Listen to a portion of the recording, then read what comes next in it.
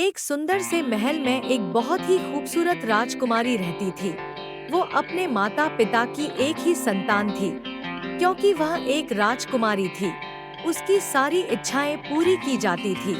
वहीं कुछ दूर पर एक छोटी सी बच्ची रहती थी। वह बहुत ही गरीब किसान की बेटी थी।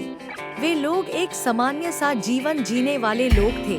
उन लोगों के पास बहुत कुछ तो नहीं, परंतु सामान्य जीविका चलाने में जितना जरूरी होता है उतना उस बच्ची के पिता कमाते थे। वो बच्ची अपने साधारण से कपड़ों में अपने घर के किसी भी टूटे फूटे सामान को अपना खिलौना बनाकर या अपने घर के आसपास घूम रहे जानवरों के बच्चों के साथ सारा दिन खुशी से खेलती रहती थी। वही महल में रहने वाली राजकुमारी के पास सब कुछ होकर भी वह हमेशा उदास रहती थी। ज्यादा किसी से बात भी नहीं करती थी। उसके इस व्यवहार से उसके माता पिता बहुत चिंतित रहते थे। एक दिन वह गरीब बच्ची महल के सामने छोटे छोटे बकरी के बच्चों के साथ खेल रही थी।